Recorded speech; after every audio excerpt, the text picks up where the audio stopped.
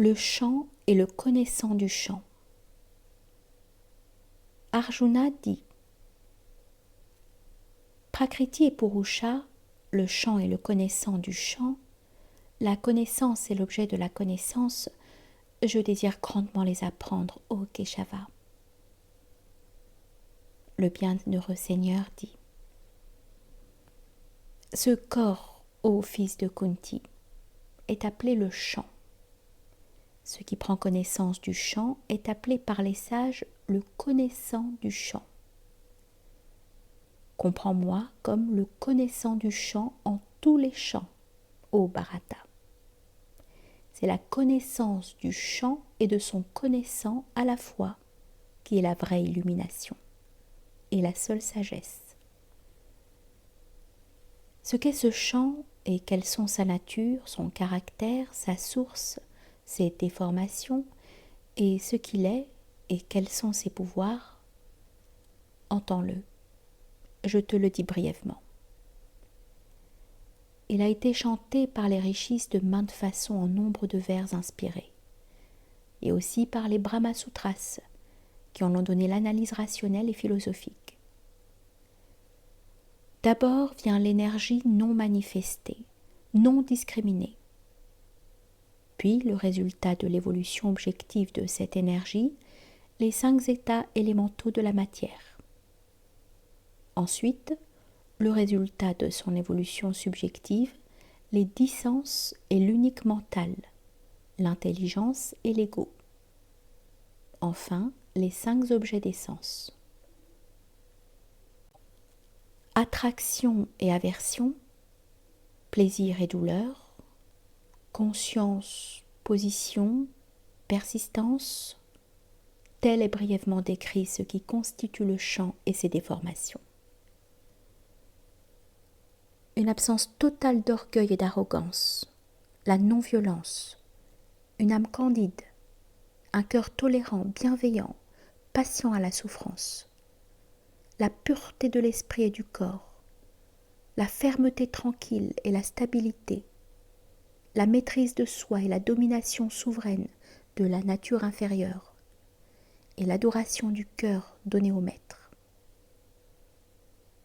L'attraction de l'être naturel aux objets des sens résolument ôtés, l'élimination radicale de l'égoïsme, l'absence d'attachement aux possessions, aux absorptions de la famille et du foyer, une perception aiguë de l'infirmité de la vie ordinaire de l'homme physique, avec sa sujétion douloureuse et sans but à la naissance et à la mort, et aussi à la maladie et à la vieillesse, une égalité constante en tous les événements plaisants ou déplaisants,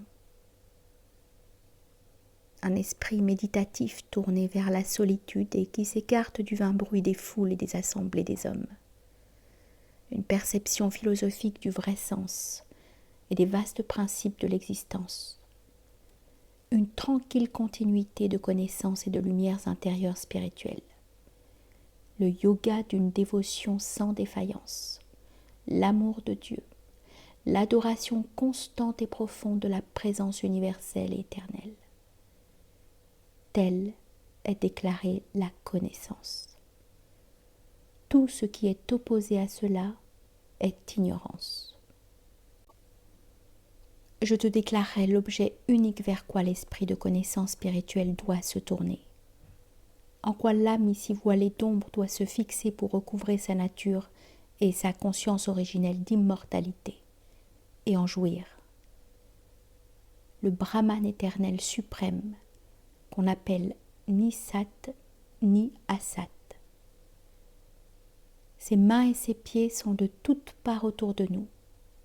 Ses têtes et ses yeux et ses faces sont ces visages innombrables que nous voyons partout où se tourne notre regard. Son oreille est partout. Incommensurable, il emplit et enveloppe ce monde entier. Il est l'être universel et nous vivons dans son embrassement.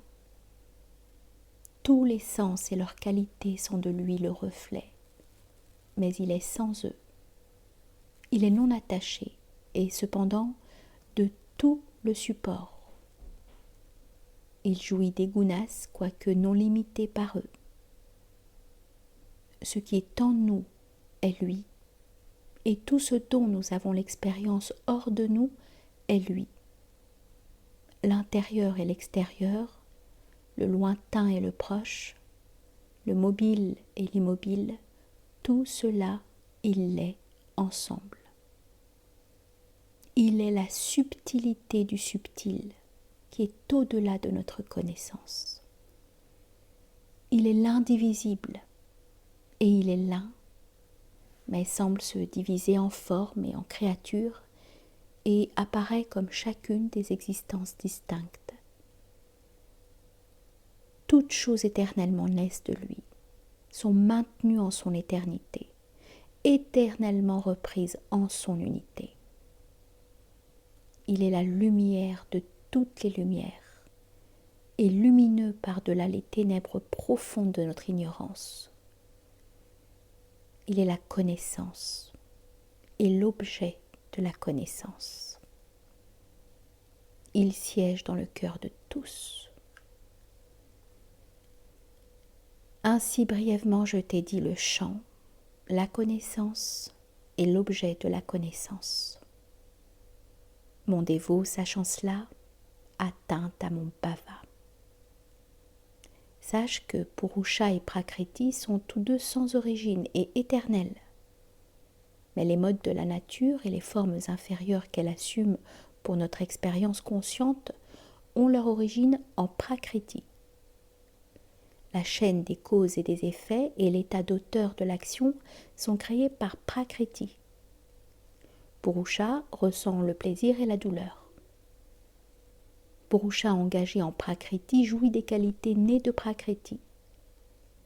L'attachement aux qualités est la cause de sa naissance en des matrices bonnes et mauvaises. Témoin, source de l'assentiment, soutien du jeu de la nature, jouissant de la nature, Seigneur tout-puissant et moi suprême, telle est l'âme suprême logée en ce corps. Celui qui connaît ainsi le Purusha et la Prakriti avec ses qualités de quelque manière qu'il vive et agisse, il ne renaîtra pas.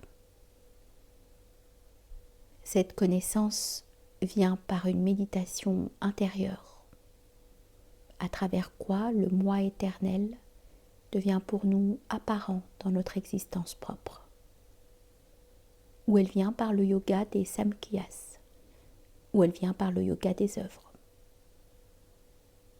Il en est aussi qui, ignorant de ces routes du yoga, peuvent entendre la vérité dite par d'autres et modeler leur esprit dans le sens de ce qu'ils écoutent avec foi et concentration. Mais par quelque voie qu'on y atteigne, cette vérité nous emporte par-delà la mort à l'immortalité.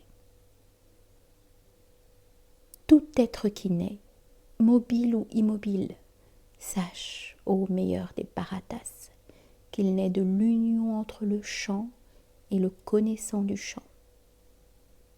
Logé également en tous les êtres, Seigneur suprême, impérissable au-dedans du périssable, celui qui le voit ainsi, il voit. Percevant l'égal Seigneur comme l'habitant spirituel en toutes les forces, toutes les choses et tous les êtres, il ne se blesse pas lui-même. Et ainsi il atteint la condition suprême. Celui qui voit que toute action est faite en vérité par Prakriti et que le moi est le témoin inactif, il voit. Quand il perçoit l'existence diversifiée des êtres demeurant dans l'être éternel unique et jaillissant de lui, alors il atteint au Brahman. Parce qu'il est sans origine et éternel, non limité par les qualités, le moi suprême impérissable au Gotenya, bien qu'il soit logé dans le corps, n'agit pas, ni n'est affecté. Comme l'éther tout pénétrant, en raison de sa subtilité, ne saurait être affecté, ainsi, partout logé dans le corps, le moi n'est pas affecté. Comme l'unique soleil illumine la terre entière, ainsi le Seigneur du champ illumine le champ entier, ô Bharata. Ceux qui, par les yeux de la connaissance, perçoivent cette différence entre le champ et le connaissant du champ, et comment les êtres se libèrent de Prakriti, ils parviennent au suprême.